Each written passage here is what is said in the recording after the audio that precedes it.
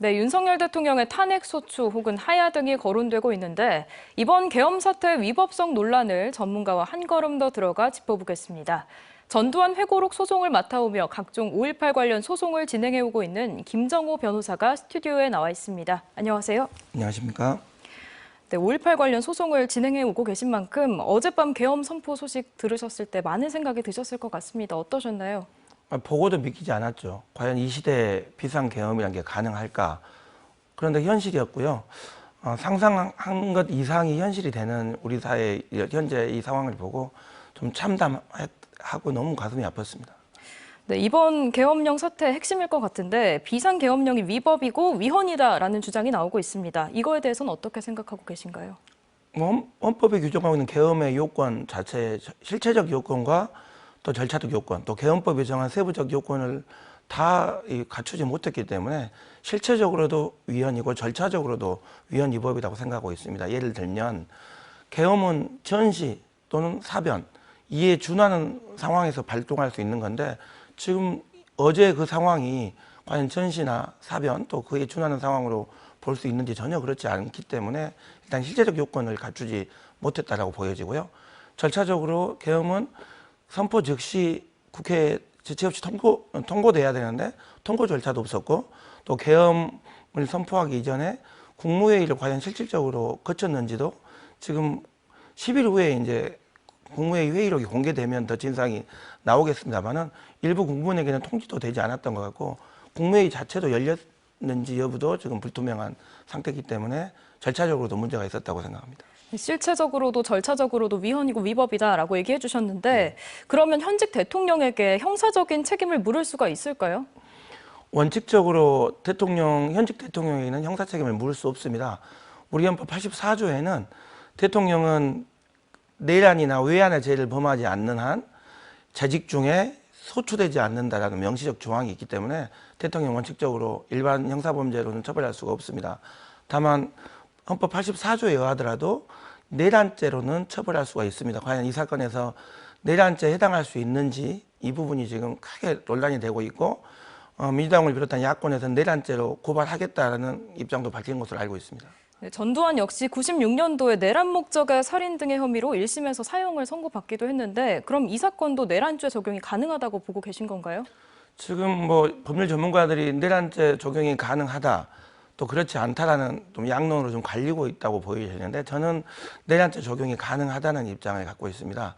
왜 그러냐면 내란죄는 사실상 헌법상의 먼저 규범 체계를 보시면 헌법 77조 제4항을 보면 이 비상계엄 시에도 영장제도나 국민의 언론 출판의 자유라든가 이렇게 기본권 그리고 정부와 법원에는 적절한 어떤 조치를 취할 수 있다는 조항이 헌법에 직접 있습니다. 하지만 입법부인 국회에게는 어떠한 조치를 취할 수 있다는 제한 조항이 없습니다. 그 이유는 정부가 대통령이 비상계엄을 선포했어도 이것을 실질적으로 계엄을 해제할 수 있는 요구권이 국회에 있기 때문에 네. 그걸 실질적으로 보장하기 위해서는 국회에게는 어떤 제한을 할 수 없어야 맞고요. 네. 그래서 국회의원에게는 계엄 하에서도 불체포 특권이 또 규정되어 있는 것입니다. 그런데 지금 이 사건에서는 국회 입법 기능뿐만 아니라 그 견제 기능을 무력화시키기 위해서 비상계엄이 선포되자마자 바로 국회 특전사 병력을 보내서 국회의원들에 대한 인신에 대한 어떤 체포 시도라든가 국회 본회의장 점거라든가 물리적으로 유리창을 깨고 들어가서 국회를 장악하려고 했기 때문에 이것은 국회의 계엄 해제권을 무력화시키고자 하는 의도가 분명히 보였다. 이것은 내란죄에도 규정하는 국헌문란의 목적이 있었다고 해석할 수 있다고 보여지고요. 당시에 특전사나 상공에는 헬기가 떠 있었고 장갑차도 있었고 또 실탄으로 무장한 군인들이 있었기 때문에 이러한 것들은 내란죄에서 규정하고 있는 최광위의 폭행 협박의 개념인 한 지방에 평온을 해야 할 정도의 폭행 협박, 그래서 우리가 폭동이라고 표현하는데요. 거기에 해당할 수 있다고 보여지기 때문에 이건 헌법의 해석상이나 기본 일반 형법 해석상 충분히 적극적으로 해석이 가능하다. 해석을 하여서 최소한 이거의 역사에 대한 경종도 울리고 이러한 대통령의 권한 남용 행위를 제한해야 된다. 저는 그렇게 생각하고 있습니다. 44년 전에도 사실 5.17 쿠데타가 있지 않았습니까? 이때도 비상계엄이 선포가 됐는데 이때랑 비교해서는 어떤 점이 좀 비슷하고 다르다고 할 수 있을까요? 뭐 일단 계엄의 비상계엄의 선포 요건과 관련해서 실질적으로 그 다 선포 요건을 갖추지 못했다는 점에서는 동일하다고 보입니다. 그나마 형식상 당시에는 1979년 12.12 때 이미 반란으로 인해서 전두환 등 신군부가 권력을 장악한 상태였기 때문에 국무회의가 열리긴 열렸습니다만 8분 만에 완전 무장한 군인들이 둘러싸인 채 형식적으로 절차를 갖췄으나 사실상은 전혀 형이화되어 있는 그런 상태였기 때문에 그런 차이가 있고요. 가장 큰 차이가 있다면 당시에는 국민들에게 알려지지 않고 자기들끼리 권력을 장악해서 이렇게 이걸 시도할 수 있었는데 지금은 훨씬 더 민주화된 시대, 또 국민들이 정보를 다 알고 있었기 때문에 시민들이 국회를 지키고 또 국회의원들이 담을 넘어서라도 본회의에 입장해서 실질적인 국회의원의 권한인 계엄 해제권을 행사해서 의결로 됐기 때문에 법치주의에 근거해서 그 비상계엄 위헌이고 위법적인 비상계엄을 법률상 제한했다, 헌법상 제한했다, 이거의 차이가 있겠습니다. 결국은 법치주의를 구현시킨 힘이 지금 현재는 작동한 것이죠. 전두환에게는 이 내란죄가 적용이 가능하긴 했지만 만약에 이번에 내란죄 적용이 안 된다면 대통령 탄핵이 가능한 다른 요인들은 또 어떤 게 있을까요? 내란죄 적용을 적극적으로 검토해서 실질적으로 소출을 시도해야 한다고 보고요.